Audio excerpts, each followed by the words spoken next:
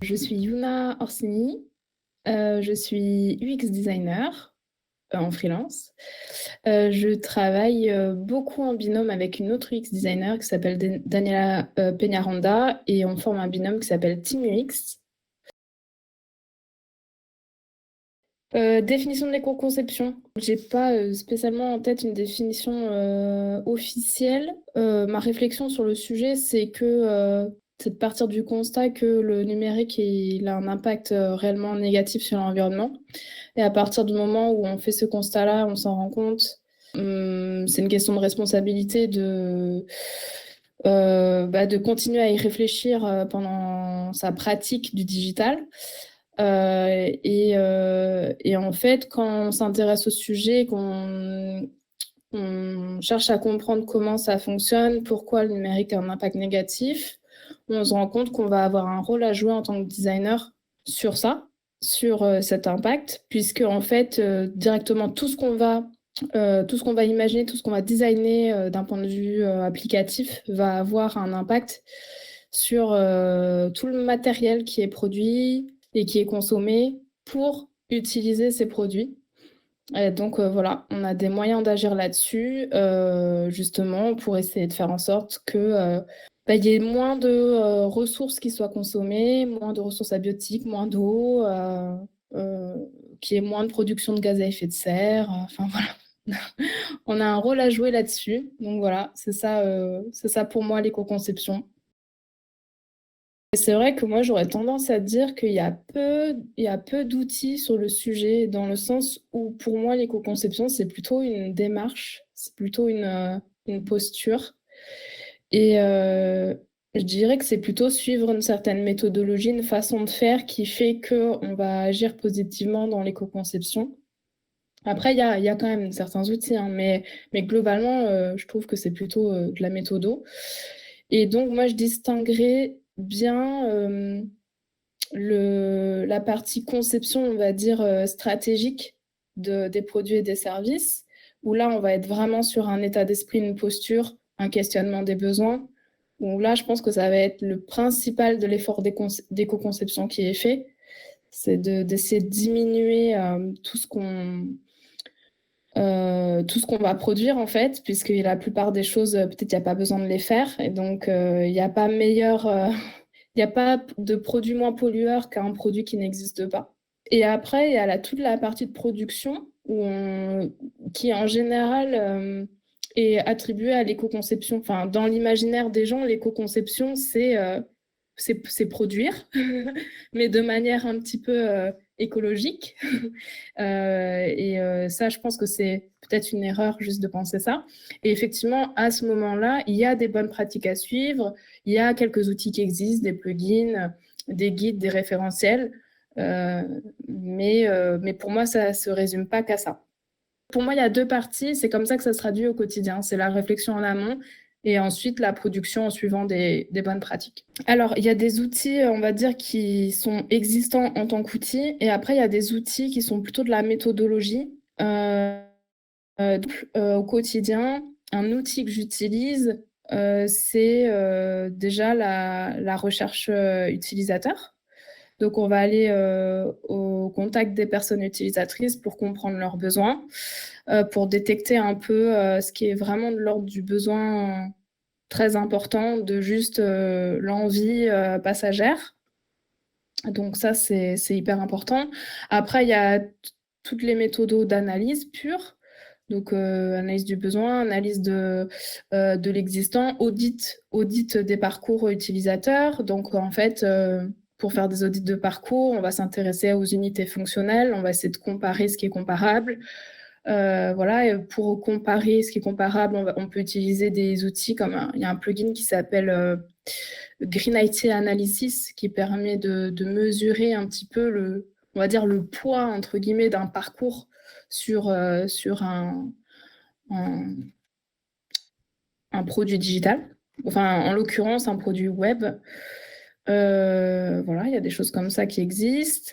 Ensuite, il y a des outils qui sont hyper importants, des outils de prise de décision, mais ça, c'est encore de la méthodologie et par exemple, c'est les ateliers. Les ateliers, pour moi, c'est des outils hyper importants en éco-conception parce que c'est des moments clés où on va pouvoir sensibiliser les clients au sujet. On va pouvoir aussi prendre des décisions sur de la priorisation de fonctionnalités. Donc voilà, c'est pour ça que pour moi, l'atelier est vraiment un outil à part entière. Et après, il y a, quand on passe vraiment à la conception pure, eh ben, on va pouvoir suivre des référentiels qui existent. Donc, il y a un référentiel qui est sorti, je crois que c'était fin de l'année dernière, fin 2021, le RGESN, le référentiel général d'éco-conception des services numériques. Donc ça, c'est un référentiel porté par la DINUM, donc là, qui recense un peu, qui croise un petit peu toutes les données qui existaient jusque-là. Il y a un livre, ah, c'est dommage, je ne l'ai pas là, je l'ai ailleurs. Bon, j'ai un livre qui s'appelle Les 115 bonnes pratiques d'éco-conception web, qui a été rédigé par Frédéric Bordage et le collectif Green IT, qui existe, qui est une bonne référence à ce sujet-là. Et après, il y a des guides qui existent, un guide qui a été rédigé par l'association des designers éthiques. Il y a un guide qui a été rédigé aussi par l'Institut du numérique responsable. Bon, une fois qu'on a lu ce référentiel et ces guides, en gros, on a fait le tour des bonnes pratiques qu'il faut suivre. Mais ça reste des bonnes pratiques à questionner par rapport à un contexte. Pour moi, l'éco-conception, c'est pas tout juste ou tout faux, quoi. C'est vraiment écarter un maximum les besoins, enfin les demandes superficielles et inutiles, et après se concentrer sur le besoin principal, et ce besoin principal, essayer de le concevoir et le produire de la manière la plus intelligente possible, effectivement en suivant les bonnes pratiques. Donc voilà.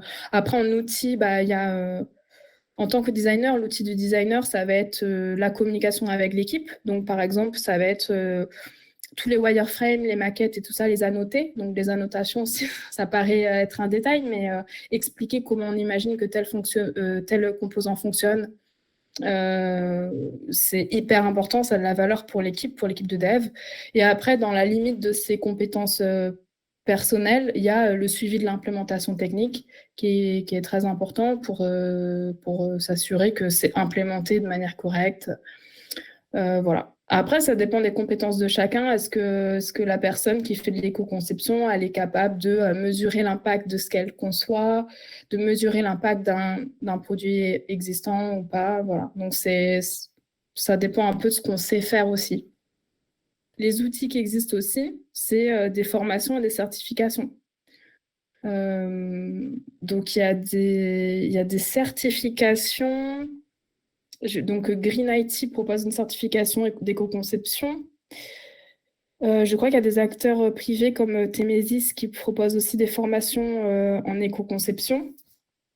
Voilà, donc ça, c'est important. C'est important de se certifier dans le sens où actuellement, l'éco-conception, c'est un peu une démarche personnelle, un peu un état d'esprit, un engagement et tout ça. Mais en fait, dans pas si longtemps, je ne sais pas si vous avez lu sur le sujet, mais il y a une loi qui est passée fin 2021 sur l'éco-conception des services numériques. Voilà, donc certaines villes, certains acteurs publics vont être obligés d'intégrer une stratégie numérique responsable et tout ça. Donc, va arriver le moment où sur le marché du travail, dans le design, vont être recherchés les designers officiellement certifiés dans ces sujets-là, quoi, éco-conception, numérique responsable. Donc, c'est important de se former et d'être certifié et de pouvoir prouver que nos actions sont fondées sur de réels apprentissages. Donc, ça aussi, c'est des outils. Ouais, c'est outils au sens large, hein. Je vous donne vraiment tout ce à quoi je pense de manière large. Pour être tout à fait honnête, je n'ai pas eu jusque-là officiellement, par exemple, un client qui officiellement me demandait de travailler sur un projet éco-conçu. C'est plutôt une démarche personnelle d'apporter une réflexion d'éco-conception aux projets sur lesquels je travaille. Après, je souhaite réellement qu'à l'avenir, les clients avec qui je travaille aient cette approche en tête de base et souhaitent travailler avec moi pour ça. Ça, c'est vraiment quelque chose qui serait génial. Mais c'est plutôt l'inverse qui se passe pour l'instant. C'est travailler sur des projets où on vient dire attention, on vient faire de la sensibilisation, enfin voilà, on vient expliquer tout ça. Donc, comment concilier tout ça?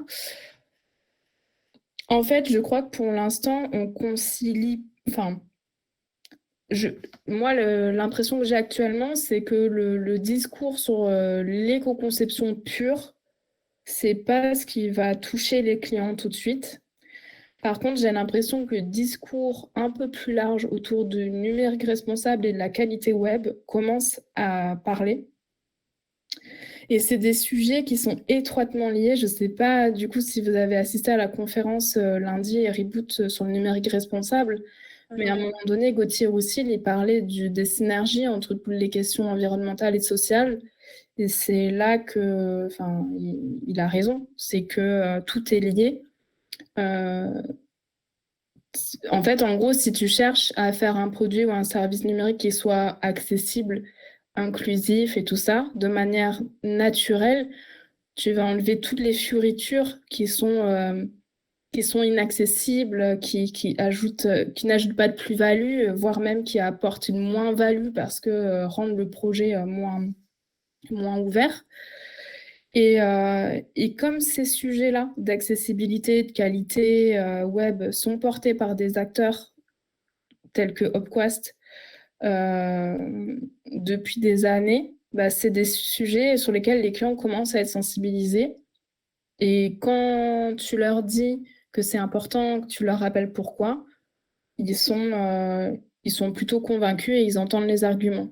Mais les arguments d'éco-conception seuls, de dire juste ça, ce sera peut-être moins gourmand en ressources, ça c'est pour l'instant, en tout cas moi sur mes clients, c'est pas quelque chose qui leur parle.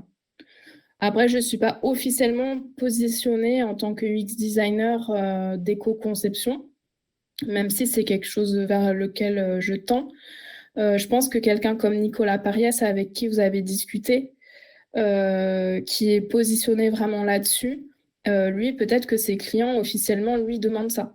Et c'est un autre contexte. Mais tout est intéressant, parce qu'au final, sensibiliser des gens qui n'étaient pas du tout sensibilisés au sujet à la base, ça a beaucoup d'impact aussi. Donc voilà, il faut de tout. C'est une problématique qu'on n'aborde pas assez. Et en plus, le numérique, comme c'est un petit peu invisible pour les gens, ils n'ont pas l'impression que l'utilisation d'un site internet se traduit par des choses matérielles et concrètes et qui polluent. Ils n'ont pas cette conscience-là.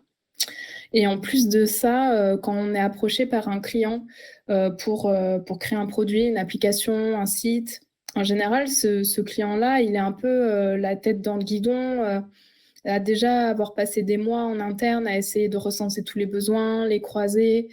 Ils ont déjà une pression énorme d'un point de vue fonctionnel, la pression de devoir répondre à tout le monde et de satisfaire tout le monde en interne avec le futur produit, le futur site.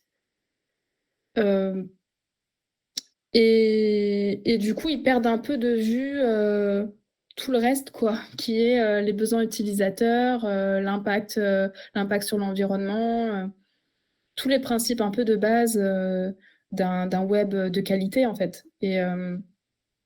Et donc, c'est normal. Enfin, je comprends, en tout cas, je dis pas que c'est normal, mais je peux comprendre qu'ils aient pas conscience de ça et que c'est pas la première chose qu'ils te demandent. Par contre, j'ai du mal à comprendre que du côté des professionnels, on n'en fasse pas une priorité. Je pense que c'est peut-être Nicolas qui vous parlait de ça aussi, parce qu'il a fait ça peut être un outil intéressant à lister dans vos outils. Et il a fait un répertoire qui s'appelle Low Directory, je ne sais pas si vous en avez parlé. Allez voir, parce que c'est inspirant, c'est des sites qui consomment, qui sont bas carbone en fait, et donc c'est des sites qui sont quand même jolis, avec des identités visuelles bien marquées et tout ça. Et donc, c'est un répertoire qui a été fait justement pour changer cet a priori-là. Et ouais, non, c'est pas... Ouais, c'est vraiment, enfin, je pense que c'est un bon point que vous avez là, c'est qu'il y a beaucoup d'a priori qui ne devraient pas être là. Et les a priori, ils commencent, je pense, dès le moment où on fait nos études. Moi, je me rappelle qu'à l'époque, j'ai fait MMI quand ça s'appelait encore SRC. C'était en 2007. Et à l'époque, ce qui était cool, c'était d'aller en stage à Paris, dans les grosses agences, travailler sur les grosses marques et tout ça. Et j'espère vraiment, en tout cas, moi, la notion de cool a énormément changé en tant que professionnelle. Pour moi, travailler sur un gros site événementiel pour une grosse marque, c'est plus du tout sexy. Tu vas sur le site, tu as des animations partout, tu as ton processeur qui chauffe, les animations, elles sont inaccessibles à beaucoup de gens, voire même elles peuvent générer des troubles sensoriels. Enfin, on peut aller super loin là-dedans, ça me fait plus du tout rêver. Alors que concevoir quelque chose ouais, de propre, d'accessible, d'utile et d'élégant, pas forcément moche, quoi. Bah, c'est ça que je trouve beaucoup plus intéressant, beaucoup plus gratifiant. Et je me dis, si cet a priori-là change dès l'école, dès la formation, ça aidera énormément en fait à changer le mindset quoi, autour de ça. On peut s'éclater à faire des sites éco-conçus. Déjà, rien que le challenge d'éco-concevoir, c'est super cool. Après, j'imagine que ça dépend des gens, mais voilà. Mais après, c'est sûr que c'est ce que je disais tout à l'heure, c'est que c'est pas tout blanc, tout noir, en fait, l'éco-conception. C'est une question de contexte. Et on en discutait justement avec Arnaud, je sais plus quand est-ce que c'était, il y a quelques mois. On se disait. Et à un moment donné, il y a un peu tous les acteurs de l'éco-conception qui sont décidés sur le fait de changer leur site web et puis d'un coup d'utiliser que des polices systèmes sur leur site web et tout ça pour pas qu'il y ait des ressources supplémentaires chargées, donc des fichiers de police de caractère. Et on se disait que c'était dommage d'avoir franchi ce pas. Alors c'était radical peut-être pour une association qui va militer pour l'éco-conception, ça peut avoir du sens, mais qu'à un moment donné, c'est pas parce qu'on va charger un fichier de police que qu'on détruit l'environnement. C'est toute une question d'équilibre et d'arbitrage. Et si on travaille sur tout le reste, qu'on a supprimé par contre les scripts sur nos sites pour traquer les gens, bah ça a peut-être plus d'impact que le chargement du fichier de police. Et au final, la police a permis de te créer une identité visuelle un peu forte et donc d'atteindre quand même tes objectifs business, quoi, d'avoir une jolie image et voilà. Donc c'est juste qu'il faut faire tout ça en intelligence. C'est pour ça que ça revient avec ce que je vous disais au début, c'est qu'il n'y a pas vraiment, il y a quelques outils, mais c'est surtout du bon sens, en fait, l'éco-conception. À part pour certains acteurs qui se spécialisent vraiment sur la mesure, voilà, et qui sont capables vraiment d'analyser le cycle de vie d'un produit, de mesurer tout, l'impact de parcours numérique et tout, mais moi, ça, pour moi, la mesure avec un plugin comme Green IT Analysis, pour moi, ça, c'est de la sensibilisation, c'est pas de la science.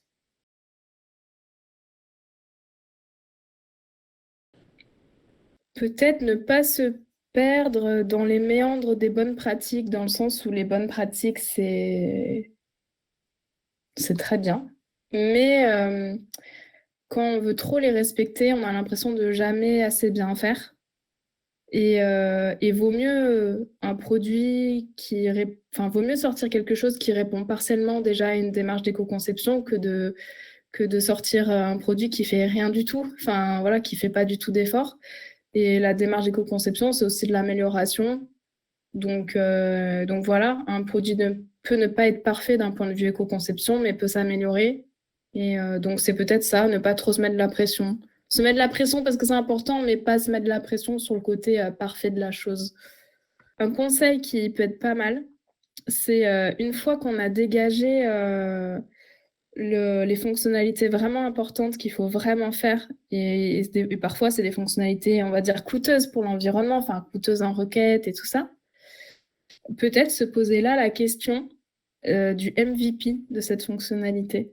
Ça, c'est un bon moyen de faire de l'éco-conception en atelier. Donc, c'est OK, OK, je dois afficher une carte avec 50 magasins sur la carte.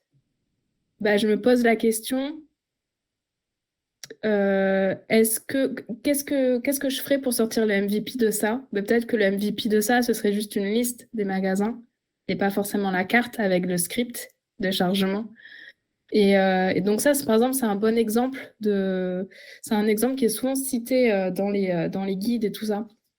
C'est un bon exemple d'éco-conception parce qu'en fait, on revoit à la baisse les ressources nécessaires pour atteindre le but, mais on atteint toujours le but.